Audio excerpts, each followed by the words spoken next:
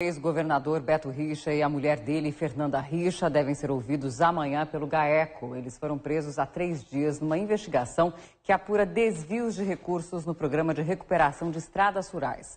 Vamos conversar sobre esse assunto ao vivo com o repórter Maurício Freire. Boa noite para você, Maurício. O STJ negou o habeas corpus ao casal também, Maurício. Negou sim, Alessandra. A decisão da ministra Laurita Vaz foi anunciada agora há pouco. A defesa do casal Beto e Fernanda Richa já tinha pedido o habeas corpus aqui no Tribunal de Justiça do Paraná, que já tinha sido negado. A defesa recorreu ao Superior Tribunal de Justiça, que também negou a liberdade do casal. Hoje, o Ministério Público do Paraná começou a ouvir presos na operação de terça-feira. 5 pessoas foram ouvidas na tarde de hoje. Entre elas, o irmão do ex-governador Beto Richa, Pepe Richa, e um dos filhos do casal Beto e Fernanda Richa. O público começou a ouvir os presos às 2 horas da tarde. Ezequias Rodrigues, Celso Frari e Dirceu Pupo chegaram à sede do GAECO por volta do meio-dia. Pepe Richa, irmão do ex-governador e ex-secretário de Infraestrutura, chegou no meio da tarde. Segundo as investigações, todos participaram do esquema de licitação fraudulenta e pagamento de propina envolvendo o programa Patrulha do Campo. O ex-chefe de gabinete de Beto Richa, Deunilson Roldo, preso pela Operação Lava Jato, também foi chamado para ser ouvido. Mas, segundo o advogado, ele permanecerá em silêncio. Pela manhã, André Richa, filho de Beto e Fernanda Richa, também prestou depoimento na sede do GAECO. Ele aparece na denúncia feita pelo Ministério Público como um dos sócios da empresa Caporã, que teria negociado terrenos em favor da família Richa com pagamentos não declarados. Os depoimentos de Beto e Fernanda Richa estão previstos para esta sexta-feira. Os dois devem ser ouvidos durante a manhã aqui na sede do GAECO. O casal continua preso no regimento de polícia montada da Polícia Militar. A defesa de Beto Richa chegou a pedir a liberdade do ex-governador, mas o pedido foi negado pelo desembargador Laertes Ferreira Gomes, do Tribunal de Justiça. Na decisão, o desembargador cita que a defesa de Beto Richa fez o pedido por considerar haver flagrante de irregularidade da prisão cautelar e que, pelos fatos investigados pelo Ministério Público terem ocorrido entre os anos de 2011 e 2013, não haveria contemporaneidade.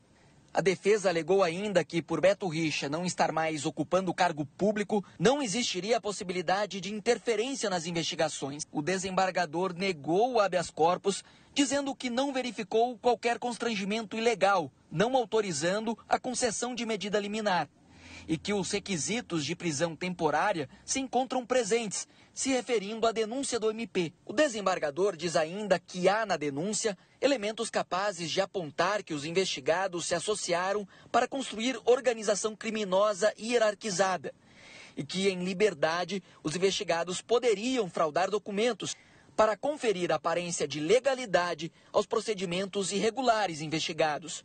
Ainda na decisão, o desembargador autorizou uma alimentação especial ao ex-governador, já que Beto Richa sofre de doença celíaca, tem intolerância ao glúten.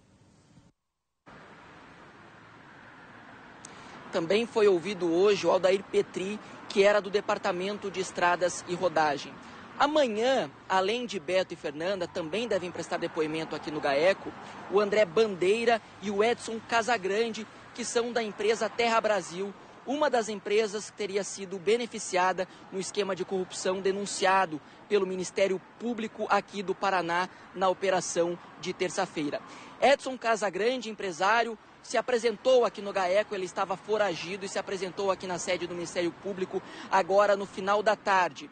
Ele já foi levado daqui para o Instituto Médico Legal e de lá deve ser encaminhado para o Complexo Médico Penal de Pinhais, aqui na região metropolitana. Amanhã de manhã, como eu disse, ele volta aqui para o GAECO porque ele também vai prestar depoimento. Continua foragido o empresário Joel Malucelli. Ele estaria em viagem na Itália, mas deve se apresentar assim que voltar para o Brasil. Quem também prestou depoimento hoje, mas lá em Londrina, foi o empresário Luiz Abi Antoum, que também foi um dos presos na operação Rádio Patrulha. O empresário Luiz Abi Antoum chegou e saiu em uma caminhonete preta e escoltado por agentes do GAECO. Durante o depoimento, ele negou o envolvimento em qualquer esquema ao lado de seu primo, o ex-governador do Paraná, Beto Richa. De acordo com as investigações, a BI seria a ponte entre Richa e empresários que participavam de fraudes em licitações para a conservação de estradas rurais em todo o estado. O que se aponta é que ele seria uma espécie de intermediário entre agentes públicos e empresários, especificamente nesse programa. Ele também era responsável pela arrecadação desse dinheiro que entrava por fora? As investigações apontam nesse sentido. Ele nunca manteve contato com esses empresários. Conhece de vista, mas jamais manteve qualquer tipo de contato com esses empresários. Após a prisão de Luiz Abi na última terça-feira, os agentes do GAEC encontraram R$370 mil, além de dólares e euros, em uma empresa de reciclagem de alumínio de propriedade do empresário. Isto é objeto também de investigação ou de esclarecimento para saber se esse dinheiro efetivamente entre aspas, da empresa ou se esse dinheiro tem origem ilícita. Depois de prestar depoimento na sede do GAECO, Luiz Abi Anton voltou para a Penitenciária Estadual de Londrina. Além do suposto envolvimento no esquema investigado pela Operação Patrulha do Campo, Abi também responde a um processo que apura fraudes em licitações para a manutenção da frota do governo do estado. A defesa de Luiz Abi pediu hoje à tarde a revogação da prisão do empresário, mas até o momento ele continua detido. Alessandra. Obrigada, Maurício.